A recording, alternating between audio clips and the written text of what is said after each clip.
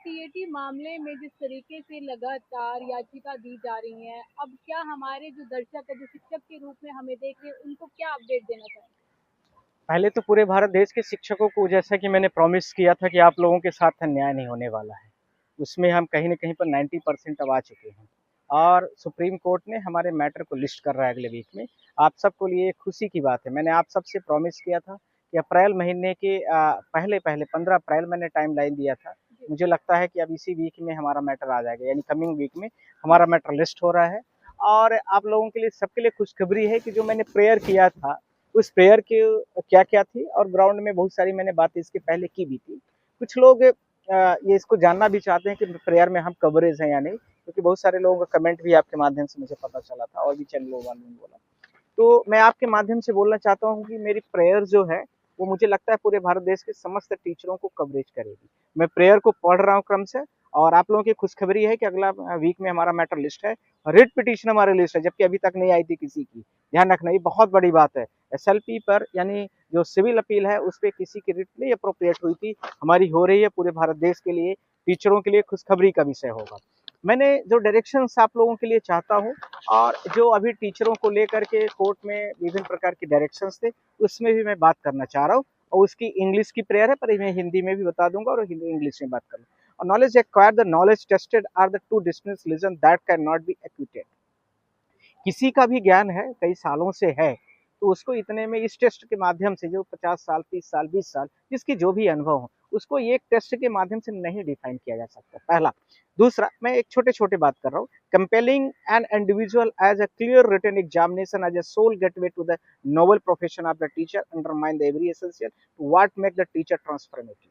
मतलब ये है कि जो टीचर बहुत सालों से अनुभव लेकर के आया हुआ है, उसको, एक टीचर को एक छोटा-सा एग्ज़ाम, कई सालों का अनुभव, कई सालों का जो उसका विभिन्न प्रकार के टीचिंग करने का अनुभव, उसके साथ में स्किल्ड का अनुभव, फिर उसके साथ में जो उसके अनुभव होते हैं कि मैंने इतने सालों में इस प्रकार के टीचरों को देखा, बच्चों को देखा, कुछ बच्चे आईएएस हैं, कुछ बच्चे और भी कुछ, और कुछ साइंटिस्ट हैं, उस तरह के बहुत सारे एक्सपोज़ होते हैं और वो अनुभव टीचर का जो 2 साल का टेन्योर होता है, उसके माध्यम से नहीं कह। जो नए बच्चे आ रहे हैं, उनको ऐसे ही समझने की ज़रूरत है। मैंने स्पष्ट किया कि वो बच्चे हो सकता है कि पढ़ लिख करके कुछ चीज़ों में आगे हो सकते हैं, टीचिंग में टीईटी का एग्ज़ाम निकाल सकते हैं, पर पुराने टीचर जो अनुभव हैं, वो अनुभव के आधार पर उनको बहुत सारी चीज़ों पर नहीं, वैसे ही समझने की ज़रूरत है। जैसे ये माना जाता है कि सुप्रीम कोर्ट का जजेस जो होगा 60 साल, 65 साल की उम्र वाला होता है, जबकि 25 साल, 30 साल वाले को नहीं बनाया जाता है, उसको लोअर कोर्ट भेजा जाता है, क्योंकि उसका अनुभव होता है। उस अनुभव के आधार पर सारी चीज़ें होती हैं। उसी प्रकार से टीचर की भी गाइडलाइन होती है और उस टीचर की जो गाइडलाइन है, true essence of the base of the teacher lie not in passing a test but in liability to inspire. वो बच्चों को उत्साहित करता है, उसके साथ मॉनिटर, अच्छा वो शिक्षक जो है, अच्छा मॉनिटर भी होता है, उसके साथ में elaborate the student toward the becoming responsible citizen, और इसके साथ में वो भारत देश का एक जिम्मेदार नागरिक बनाता है और अच्छा ह्यूमन बीइंग भी बनाता है, जो कि टेट के एग्जामों से नहीं निकाला जा सकता है। 30 पॉइंट को मैंने जो लोगों के लिए बोला गया था, उसके लिए मैंने आप लोगों के माध्यम से बोल रहा हूँ। तीसरा, इसी के साथ में 2-3 बिंदु जो और है, उसके बारे में आपसे बोलना चाहता हूँ। मैंने बोला है कोर्ट से कि question the direction of the circular order action to the respondent in so for the seek applied TET equipment retrospective to the petitioners. इसका मतलब ये हो गया कि जो आपने टेट को लेकर के ऑर्डर पास किया है, और वो केस नंबर आप सबको पता है, मैं दोबारा रिपीट किए दे रहा हूँ। उस केस नंबर के बारे में आप सबको पता है कि 1/8/2025 का जो ऑनरेबल जस्टिस दीपांकर दत्ता का जजमेंट था, उसमें पैराग्राफ नंबर 216 से लेकर के 219 की हमने बात की है, जिसकी सिविल अपील नंबर थी 13 कुछ समथिंग है, मुझे अभी ध्यान में नहीं एग्जैक्टली। तो उसको लेकर के हमने बोला है। दूसरी बात मैंने बोला जो आपसे, अब आ रहा हूँ तीसरी बात है। 10वीं और 12वीं जो पास्ट वाले टीचर, जिसको मैंने मल्टीपल टाइम बोला, कोर्ट ने इसको एक्युलेट कर दिया है कि ये बात बिल्कुल जन, मैंने बोला कि जो 10वीं पास वाले टीचर हैं और ये बहुत पुराने टीचर रहे, मध्य प्रदेश में, मध्य प्रदेश से बिलोंग करता हूं। मध्य प्रदेश में जब कांग्रेस की गवर्नमेंट थी तो 98 के आसपास में और 2000 के आसपास में बहुत सारे शिक्षा कर्मी, संविदा, इनकी बहुत सारी वैकेंसी निकली और 12वीं बेस पर होते थे या परसेंटेज बेस पर होते थे। उन टीचर जो 10वीं 12वीं पास पर, उनको टीचर बनाया गया, संविदा का, शिक्षक का, अतिथि शिक्षक बनाया गया, उसके बाद संविदा कर्मी नंबर 1 2 3 ऐसे बनाया गया, और यूपी भी उसी को देख के बनाती है। तो ऐसे टीचरों के लिए जो 10वीं या 12वीं पास है तो उसको 3 साल ग्रेजुएशन के लिए चाहिए, फिर 2 साल उसको टेट निकालने के लिए चाहिए। पहली बात, इसी का ए पॉइंट था। बी पॉइंट में मैंने बोला है कि जो 10वीं पास है उसको 2 साल 12वीं पास करने के लिए चाहिए और फिर 3 साल कॉलेज करने के लिए चाहिए और फिर 2 साल उसके बाद वो टेट निकालने के लिए चाहिए। तो इसके लिए तो 5 साल या 7 साल इस तरह से चाहिए सबका क्रमशः टाइमिंग। ये फिजिकली पॉसिबल नहीं है जो आपने जजमेंट में दिया है, तो इनको बाहर किया जाए पहले। अर्थात इस लिस्ट में इन लोगों को जो 10वीं 12वीं बेस्ड पर टीचर है उनको इससे बाहर कर दिया जाए। अब आ रहा है 2009 का एक्ट आ रहा है। मैंने बोला declare the government school, very important points, इसमें सारे लोग कवरेज हो रहे हैं, वेरी इंपॉर्टेंट पॉइंट है मेरा। Declare the government school teacher who are valid appointed under the statutory rules, जो उस समय के नियम कानून बनाए गए थे, जो एलिजिबिलिटी पात्रता अर्हता रखी गई थी, उसके आधार पर मैं बात कर रहा हूँ, जो उस समय पर थे उसके आधार पर preventive pure the coming into force RT act 2009, अर्थात 2009 के जो एक्ट हैं और उसमें वो पूरी तरीके से अंडर कवर्ड होते हैं, उनको उससे बाहर किया जाए। अर्थात 2009 के पहले जितने भी टीचर्स थे उन सारे टीचरों को अब वाले टेट से बाहर कर दिया जाए। अर्थात टेट का एग्जाम 2010 के बाद या 2011 के बाद जब टेट की एलिजिबिलिटी शुरू होती, सी टेट आया, central teacher eligibility, S TET आया, यूपी टेट आया, एमपी टेट आया, तो वो सारी चीजों को लेकर के आपको ये सब चीजों को मैंने बोला है कि उनको अलग किया जाए। इसी के साथ में मैंने अगला बड़ा महत्वपूर्ण बात है कि इनका जो प्रमोशन है और इसके साथ में, इसके प्रमोशन के साथ में इनका जो यदि मान लो टेट नहीं किया है किसी ने, एज पर जो इनका जजमेंट है, उस जजमेंट के अकॉर्डिंगली उसको तुरंत ही बाहर का रास्ता दिखा दिया जाएगा और उसका प्रमोशन भी नहीं दिया जाएगा।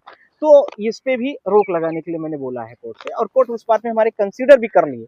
बहुत सारे लोग सोच रहे होंगे, पर मैंने आप लोगों को कई बार भी बोला है इस पॉइंट को लेकर के कि रिट पिटिशन नंबर ही मैंने आपको बोला था, और मैं आपके माध्यम से, चैनल के माध्यम से उसको मैं शेयर भी कर दूंगा।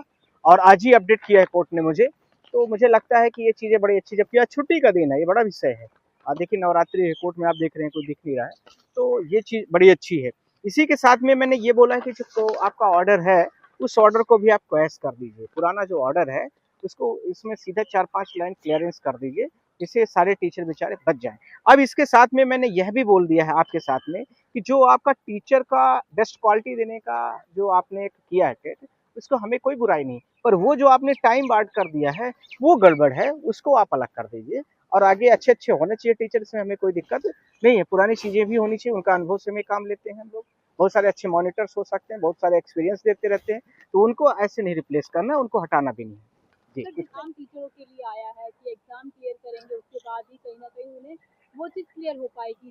क्या लग रहा है कि एक शिक्षक जो 35 साल का है, क्या वो 20 साल के बच्चे के साथ वो पेपर कर सकता है? जिस तरीके से आपने कहा 10th पास होना चाहिए, 12th पास होना चाहिए, तो कहीं ना कहीं एज जो ग्रुप है वो कहीं ना कहीं लोगों को आगे बढ़ने में रोकेगा।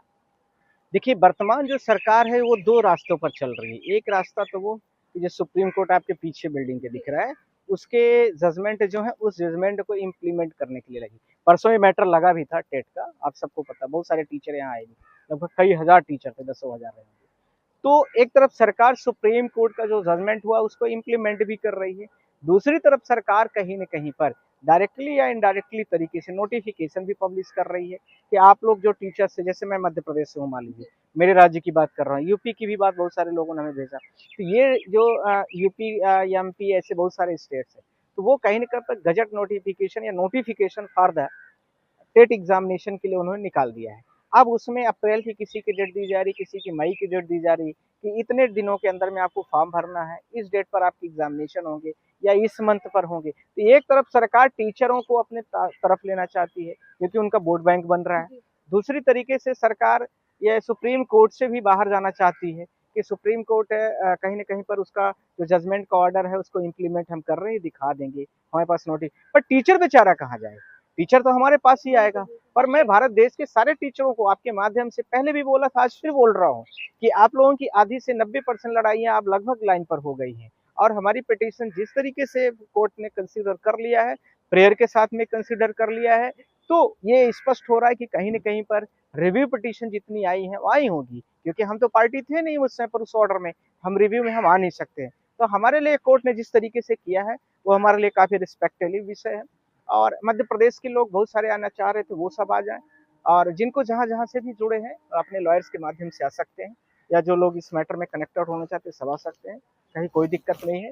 और इसके साथ में मैं बोलना चाह रहा हूँ कि इन चारों पांचों जो पॉइंट हैं, उस पॉइंटों के आधार पर मैं ये कह रहा हूँ कि जो आपने प्रश्न हमसे पूछा है कि टीचरों को छोटे बच्चों के साथ में टेट एग्जाम क्वालिफाइड कर कैसे करेंगे, नए बच्चे उनको शायद नहीं देना पड़ेगा, इसलिए मैं आश्वस्त किया था।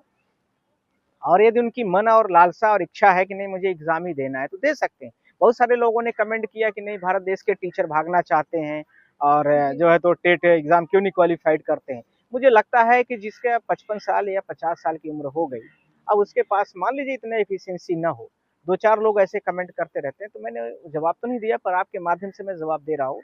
उन लोगों को अपना फॉर्म भर दें और ये टेट का जो एग्जामिनेशन है उसमें दूसरे बहुत सारे डिपार्टमेंटल एग्जाम होते हैं, उसमें क्वालिफाइड करें, अच्छे जाएं। पर अपना ज्ञान और अपना चीजें जो है वो दूसरे पर क्यों आरोपित कर रहे हैं। दूसरी बात इसी के साथ कुछ स्टेट ऐसे भी कुछ लोग थे कमेंट करने वालों में से, मैंने पढ़ा था आपके माध्यम से, कि ये कह रहे हैं कि नहीं ऐसा वकील कुछ नहीं करेंगे, तो वकील नहीं करेंगे तो आप कर लीजिए अपने कामों को। ये भी मैं आपके माध्यम से बोल रहा हूँ, कौन मना कर रहा है। ये तो सारी लड़ाई आपके वकील ही यहाँ पर लड़ रहे हैं। आप कितने लोग आए हैं, जो सबसे पहले उत्तर प्रदेश के त्रिपाठी जी आए हमारे पास, जो Uttar Pradesh teacher primary teacher association के अध्यक्ष हैं, और वो कई महीने से उनका मैटर पेंडिंग था। वो तो बार बार लेटर सर्कुलेट करके कोर्ट से, चीफ जस्टिस से हमने मेंशनिंग कर करके इस मैटर को टेकअप कराया किसी तरह से। तो ये बातें करने के विषय नहीं है, काम करने का विषय है मुझे लगता है। और जिन लोगों को अपने नियम कानून और अधिकार की रक्षा करना है वो आए, जिनको नहीं करना है, जिनको ये लगता है कि हमें टेट एग्जाम क्वालिफाइड करके आना है तो वो अपना करें। तो पर हमें जो लोगों ने अपॉइंट किया है और जो हमारे देश के टीचर हैं, जो मुझे लगता है कि जिस नोटिफिकेशन के आधार पर उनका अपॉइंटमेंट हुआ है वही उनके साथ में रहेगा। दूसरा आरटीई एक्ट जो है 2009 का, वह भी कहीं ना कहीं पर उन पे उसको कवरेज होगा। दूसरा 10वीं 12वीं वाला जो होगा उसको जो है तो उसको कवरेज नहीं किया जाएगा। इस आधार पर आप लोग थोड़ा सा फ्री रहें, अगले वीक में हम आप लोगों को अच्छी खबर देंगे। मुझे लगता है कि कल परसों के बीच में हम दोबारा भी आप लोगों से जोड़ेंगे और दोबारा भी हम आपको अपडेट करेंगे। आप लोग चिंता न करें, मैं पहले भी बोला हूँ, आज बोल रहा हूँ, दोबारा भी बोलूंगा। और अब तो गाड़ी पूरी लाइन पर आ गई है, तो हम चीफ जस्टिस से दोबारा रिक्वेस्ट करूंगा कि एक इंटरनल जो है तो एक इंटरिम ऑर्डर पास कर दिया जाए कि टीचरों को थोड़ा सा सहूलियत मिल जाए। जिस तरह से वो बेचारे अपसेट हैं, परेशान हैं। पर यह है कि सारे टीचरों, सारे राज्य के टीचरों से मैं बोलना चाह रहा हूँ, अपील कर रहा हूँ, जिले वाइज या जिस तरह से ब्लॉक वाइज जहाँ से भी आना चाहते हैं सब लोग आएंगे तो ही कुछ चीजों का असर पड़ेगा। क्योंकि कुछ चीजें ऐसी होती है कि मल्टीपल पिटीशन आने पर भी कोर्ट के ऊपर कहीं न कहीं पर थोड़ा सा लगता है कि हमें हमारे ऑर्डर में सुधार करने की गुंजाइश है और कुछ गड़बड़ हुआ है, तो कई बार ऐसा होता है। तो इसलिए मैं सबसे अपील भी करूंगा। थैंक यू, आप सबको बहुत बहुत शुक्रिया।